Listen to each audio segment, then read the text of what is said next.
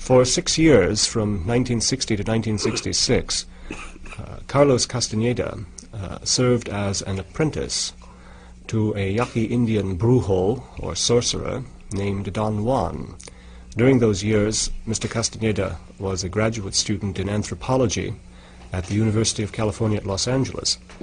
His experiences with Don Juan led him into a strange world of shamanistic lore, and psychedelic experience, and adventures in what Mr. Castaneda calls states of non-ordinary reality, some of which were frightening in the extreme, and all of which are fascinating in the extreme. His experiences with Don Juan are recounted in a book which has been published this year by the University of California Press, called The Teachings of Don Juan, A Yaqui Way of Knowledge. Mr. Castaneda is with us here at KPFA today, and has agreed to discuss the book and his experiences with Don Juan. Let me begin by asking you how you managed to meet this remarkable personality, Don Juan, and can you give us some idea of what sort of a person he is? I met Don Juan in a rather fortuitous manner. I was doing at the time, in 1960, I was collecting ethnographic data on the use of medicinal plants among the Arizona Indians. And a friend of mine, who was my guide on that enterprise, knew about Don Juan. He knew that Don Juan was a very learned man in the use of plants, and he intended to introduce me to him, but we never got around to do that. One day, when I was about to return to Los Angeles, we happened to see him at a bus station. And my friend went and talked to him, and then he introduced me to the man, and I began to tell him that my interest was plants, and that especially about peyote, because somebody had told me that this old man was very learned in the use of peyote.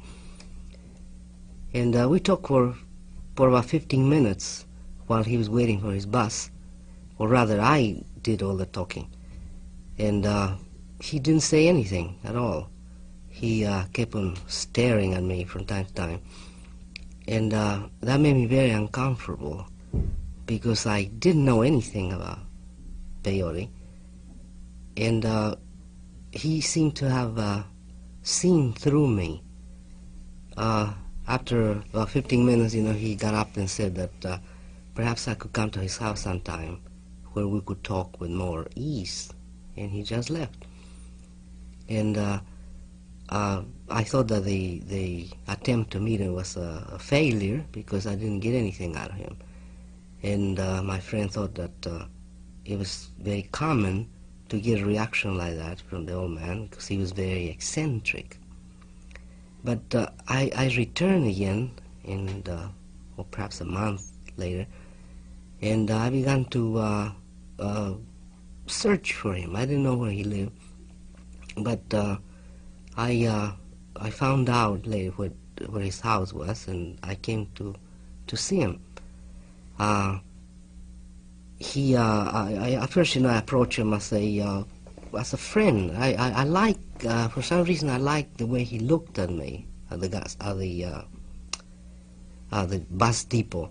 There was something very peculiar about the way he stares at people, and he doesn't stare. Usually, he doesn't look at anybody straight in the eye, but sometimes he does that, and it's very remarkable.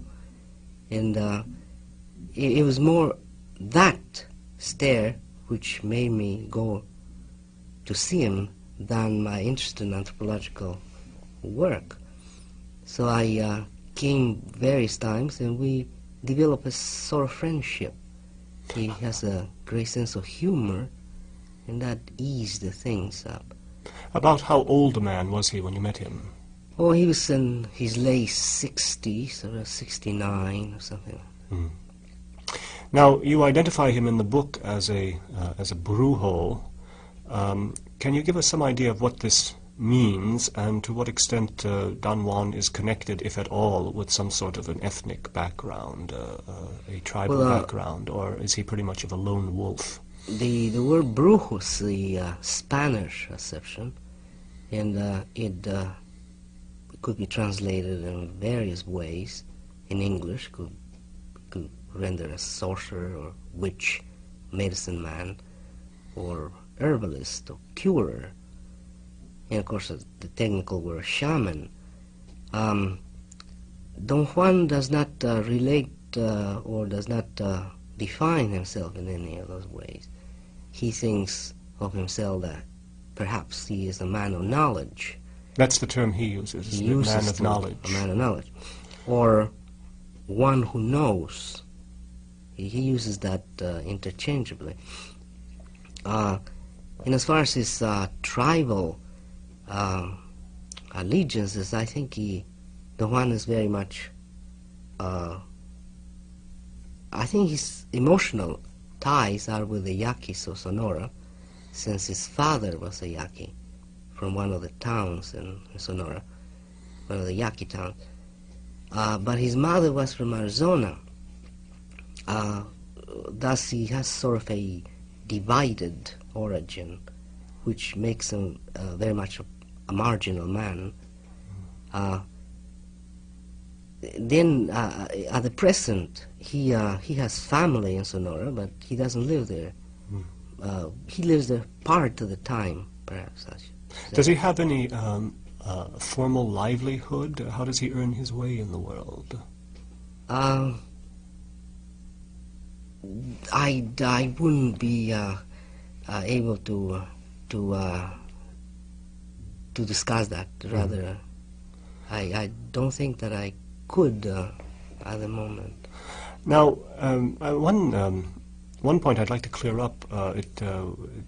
It's something that I wondered about as I read the book. The book consists in large part of recordings of your own experiences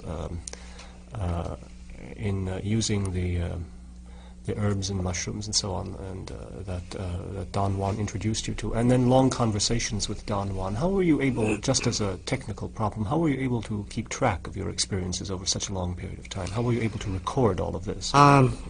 It seems difficult, but since one of the items of the learning process is a recapitulation of whatever you experience, in order to remember everything that happened, I had to make mental notes of all the steps, of all the things that I saw, all the events that occurred during the states of, let's say, expanded consciousness or whatever.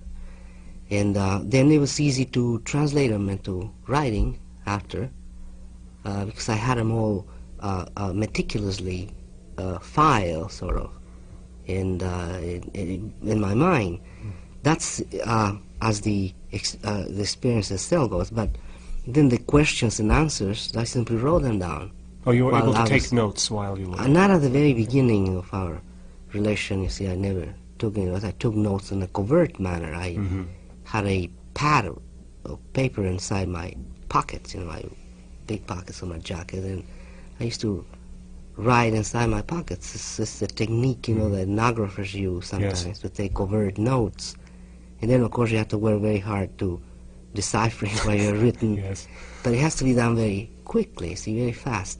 As soon as you have time, you cannot postpone anything. You cannot let it go for the next day or something, because you lose everything. Since I think I work compulsively, I was capable of writing down everything that took place very, very shortly after the events themselves. I must say that many of the dialogues are extremely fascinating documents. Don Juan, as you record his remarks, has a certain amount of eloquence and imagination. Well, one say it's very. He's very artful with the use of words, and he thinks of himself as a talker, although he doesn't like to talk. But he thinks that talking is his predilection, as other men of knowledge have all the predilections, like I see. movement, balance. He's talking. Thus it was my good fortune to find a man that would have the same predilection that I have. Now, one of the things that's most impressive about the book is the remarkable chances that you seem to have taken under Don Juan's tutelage. That is, he introduced you to various chemical substances, some of which clearly, I suppose, could have been fatal if they had not been used carefully. How did you manage to work up sufficient trust in this man to down all of the concoctions that he put before you? The way the book's presented, it seems to heighten some sort of dramatic sequence, which is, I'm afraid, not true in real life. There are enormous gaps in between in which ordinary things took place that are not included. I didn't include it in the book because they did not pertain to the system I wanted to portray. So I just simply took them away, you see, and that means that the gaps between those very height states, whatever it is, since they are removed, it seems that it's a continuous crescendo, this kind of sequence leading to a very dramatic solution. But in real life, it was a very simple matter because it took years in between, it took months passed in between them, and in the meantime, we did all kinds of things. We even went out hunting. He told me how to trap things. I see. He said traps were very old ways of setting out traps, and how to catch rattlesnakes. And he told me how to prepare rattlesnakes, in fact. And so that eases up, you see, the distrust or the fear. I see. So there was a chance for you to build up a tremendous amount of confidence in this Yes, man. we spent a lot of time together, and then he never told me what he was going to do, anyways. And by the time I realized, I was already too deep into the event to turn back. Now, the heart of the book, at least as far as my reading was concerned, certainly the most fascinating part of the book, has to do with your experiences with what you term non-ordinary reality. And many of these experiences, as you recount them, have a great deal of cogency to them. That is, they are experiences that seem to come very close to demonstrating the validity of practices like divination. And then on the other hand, you have experiences that at the time seem to have been tremendously vivid experiences of flight and of being transformed into various animal forms. And often you suggest a sense of some ultimate revelation taking place. What sense do you make of these experiences now as you look back on them all? What seems to have been valid about them, and how was Don Juan, do you feel, able to seem to control or predict what these experiences would be? Well, and as far as making sense out of them, I think as an anthropologist, I could, the way I have done it, I could use them as grounds for set up let's say, a problem in anthropology. But that doesn't mean that I understand them or use them in any way. I could just employ them to construct a system, perhaps. But if I would view them from the point of view of a non-European man, maybe a shaman or perhaps a yaqui, I think the experiences are, or they are designed to produce the knowledge that reality of consensus is only a very small segment of the total range of what we could feel as real. If we could learn to code reality or stimuli the way a shaman does, perhaps we could elongate our range what we call real. What do you mean by that? How does a shaman like Don Juan code stimuli?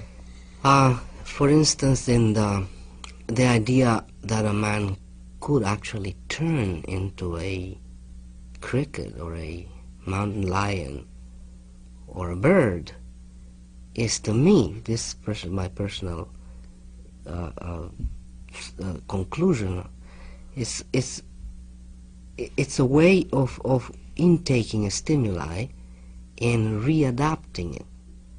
I suppose the stimuli is there. Anybody who would take an hallucinogenic plant or a chemical produced in the laboratory, I think would experience more or less the same distortion, in quotes, because distortion of reality. But the shamans, I think, have learned through usage and in thousands of years, perhaps, of practice, they have learned to reclassify the stimuli and code it in a different way. The only way we have to code it is as hallucination, madness. That's our system of codification. Mm-hmm. We cannot conceive that one could turn into a crow, for instance. This was your experience yes, under Don Juan's tutelage. I cannot, as a European, I refuse to believe that one could do it. You see that.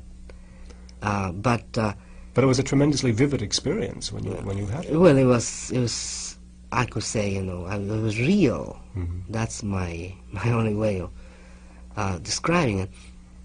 But now to see that thing's over, if I will be allowed to analyze it, I think what he was trying to do was to teach me another way of coding reality, another way of putting it into a propitious frame that could again turn into a different interpretation. I thought the passage in the book where these very different orientations toward reality that you had and Don Juan had, the point at which it came through, at least most clearly to me, was the point in which you questioned him about your own experience of apparent flight. And you finally came around to asking if you had been chained to a rock, would you still, would Don Juan still feel that you had flown? And his answer was, in that case, you would have flown with the chain and the rock.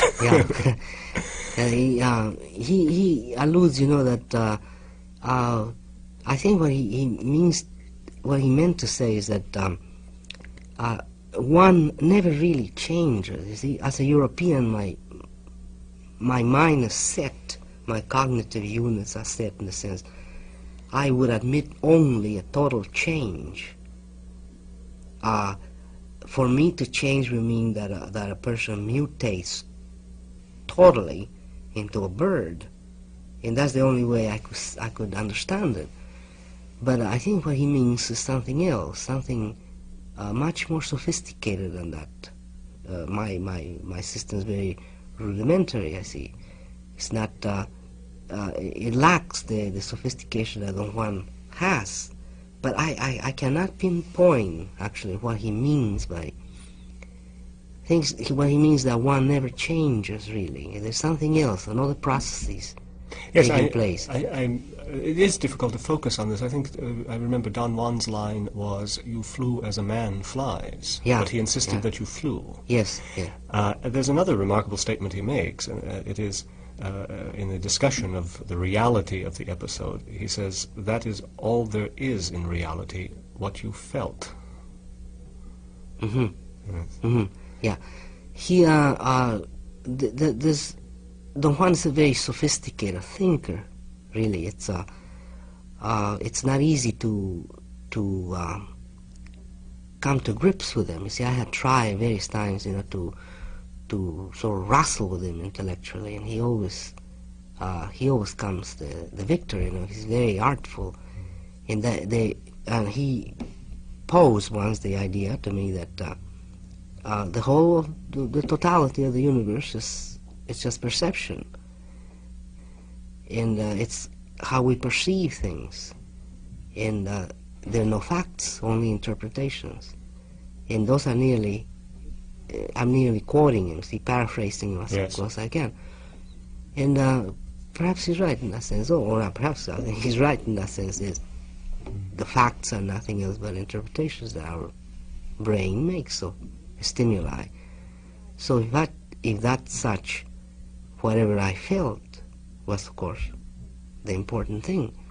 Well, now one of the aspects of what we normally call reality that seems most important to us is that of coherence or consistency from experience to experience. And I was impressed by the fact that the experiences you had under peyote seem to have in your recordings a remarkable coherence from experience to experience.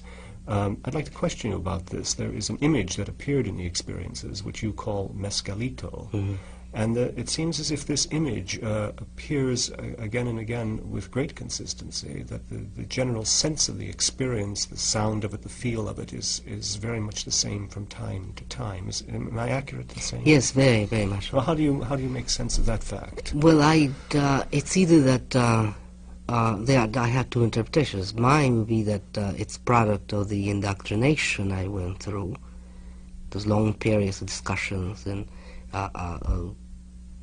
where instruction was given.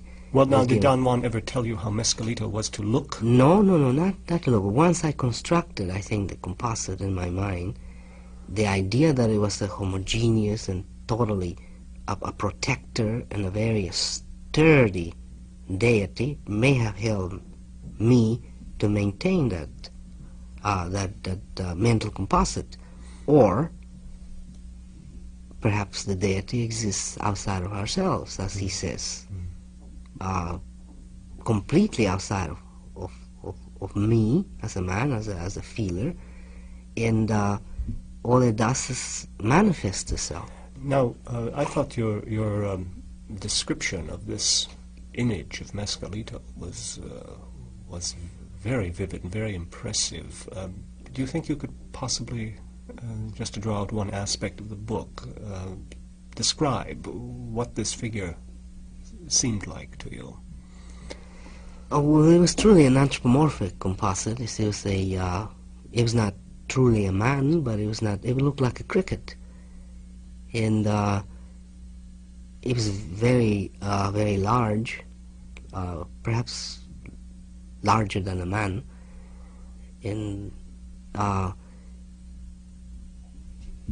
it looked somehow like the surface of the cactus, the peyote cactus. And that was the top. It looked like a pointer head, but it had human features in the sense of eyes and a face. Yes. But it was not quite human either. It was something different about it. And the movements, of course, were quite extraordinary because they hopped. Mm. Now, when you described this experience to Don Juan, how did he deal with it? Was this the right image? Or no, he didn't care at all about my description of the form. He was not interested at all. I never told him what the form. He discarded it all. I wrote it down because it was quite remarkable for me as the man who experienced it. It was just extraordinary. It was truly a shocking experience. Thus I record everything that I experienced, but insofar as telling him, he didn't want to hear about it. Mm. He said that it was unimportant. All he wanted to hear was whether how close he let me come in this anthropomorphic composite. At the time I saw it, let me come very close. I nearly touched him. And that, in Don Juan's system, I suppose, was a very good turn. And he was interested in knowing whether I was frightened or not. And I was very frightened. Mm-hmm. But insofar as the form, he never made any comment, or he didn't even show any interest in. I'd like to ask about one particular set of experiences. We don't have to go into them in detail here. I think we might simply tempt the listeners to look at the book and read the actual details of the experience, but your final experience with Don Juan is one of extreme fearfulness. Why do you think he led you into this final situation, at least final in your relationship with him, in which, I mean, he very literally seemed to scare the hell out of you? What was the purpose of that? It seemed almost, as you recorded, it seemed at points almost deliberate cruelty. What do you think he was up to when he did that? When he had, previous to that last experience, right before it, he taught me some position that it's proper of shamans to adopt at moments of great crisis, the time of their death, perhaps. It's a form that they would adopt, and it's something that they would use. It's a sort of validation. It's the signature, let's say, that or they prove that they have been men. Before they die, they will face their death and do this dancing, and then they will yell at death and die. And I asked them one, what would be so important? Since we all want to die, what difference does it make? Whether we dance, or we cry, or we scream, or yell, or run. And he felt, that the question was very stupid, because by having a form, a man could validate his existence. He could really reaffirm that he was a man, because essentially that's all we have. The rest is unimportant. At the very last moment, you see, the only thing that a man could do was to reassert that he was a man. So he taught me this form, and in the course of the event, this very frightening set of circumstances or actions, I was forced nearly to exercise this form and use it, and brought a great amount of vigor to me. And the event ended up there, successfully, in quotes. I was successful in perhaps staying away from death or something like that. Or the next day, the next night, he took me into the bushes. And what I was going to do was he was going to teach me how to perfect this form until it was neat. And in the course of teaching me, I found myself alone. And that's when this horrendous fear attacked me, really. And I think what he had in mind was for me to use this form, this position, this posture that he had taught me. And he deliberately scared me, I suppose, in order for me to test that. I see. And that was my failure, of course, because I really succumbed to fear. Instead of standing and facing my death, as I was supposed to, as a let's say, apprentice of this way of knowledge, I became a thorough European man, and I succumbed to fear.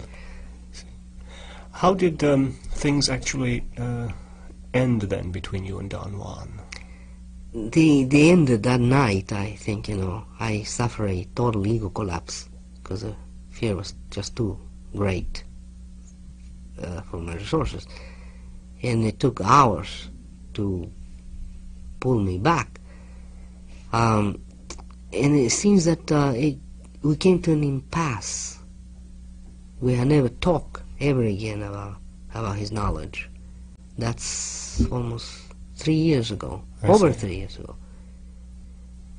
You feel then he had finally led you up to an experience that was beyond your capacity to grapple with? I think so. I think I exhausted my resources. I see. And I couldn't go beyond that, and it's coherent with the American Indian idea that knowledge is power. See, you cannot play around with it. And every new step, say, is a trial. And you had to prove that you're capable of going beyond that. I see. So that was my end. Yes, and yet over the 6-year period, Don Juan led you through a great number of terribly trying and difficult experiences. Yeah, I should say I would. But he does not think that I have that I'm finished by some, I don't know, for some strange reason. He doesn't. He has never acted as though I'm through. He always thinks that it's this period of clarification. Did he ever make it really clear to you what it was about you that led him to select you for this vigorous process? Guides his acts by indications, by omens. If he sees something that is extraordinary, some event that he cannot incorporate into his, possibly his categorization scheme, if it doesn't fit in it, he calls it a portentous event or an extraordinary event, and he considers that to be an omen. When I first took that cactus, Fort Williams, the peyote, I played with a dog. It was a very remarkable experience in which this dog and I understood each other very well. And that was interpreted by Don Juan as an omen that the deity Mescalito, peyote, had played with me, which was an event that he had never witnessed in his life. Nobody has ever, in his knowledge, nobody has ever played with the deity, he told me. Thus, it was extraordinary, and something was pointing me out, and he interpreted us that I was the right person to transmit his knowledge, or part of it, or whatever. Well, now, after spending 6 years in apprenticeship to Don Juan, may I ask, what difference this great adventure has made to you personally? Well, he has certainly has given me a different outlook in life. It's enlarged my sense of how important today is, I suppose. I think, I have, I'm the product of my socialization.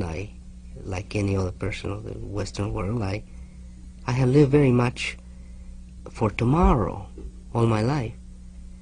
I sort of saved myself up for another great future, something of that order. And it's only, it was only with the terrible impact of Don Juan's teachings that I came to realize how important it is to be here now. And it renders the idea of entering into states, to what I call of non-ordinary reality, instead of disrupting the states of ordinary reality, they render them very meaningful. I didn't suffer any disruption or any disillusion with what goes on today. I don't think it's a farce. While I could say that I would have tended to think that it was a farce before, I thought that I was disillusioned, and I was an artist, so I did some work in art, and I felt, that something was missing with my time. Something was wrong. But as I see it, there's nothing wrong today. I cannot conceive what's wrong anymore, because it was vague to begin with. I never thought exactly what was wrong. But I alluded that it was a great area, that it was better than today. And I think that has been dispelled completely. I see. Do you have any plans of ever seeking out Don Juan again? No, I see him as a friend. I see him all the time. You still do? Yes, I do. I'm with him. I have been with him lots of times since the last experience I narrated in the book. But as far as seeking his teachings, I don't think I would. I sincerely think that I I don't have the mechanics. One final question. You make a heroic effort in the book to make sense of Don Juan's worldview.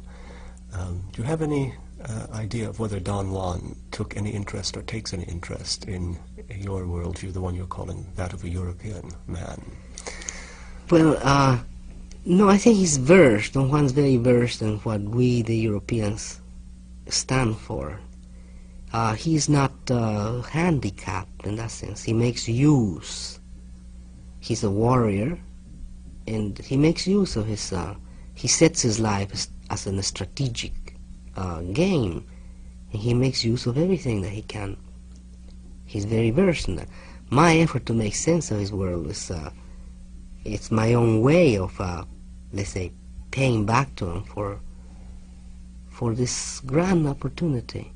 I think if I don't make the effort to render his world as a coherent phenomena, he'll go by the way he has for hundreds of years as a nonsensical activity. When it is not nonsensical, it's not fraudulent, it's a very serious endeavor. Yes. Well, the outcome of your experiences with Don Juan is a really fascinating book. After reading it myself, I can certainly recommend it to the Pacifica audience. It is an adventure in a very different world than we ordinarily live in. I'd like to thank you, Mr. Castaneda, for making this time available to talk about the book and about your adventures. This is Theodore Rozak. Thank you.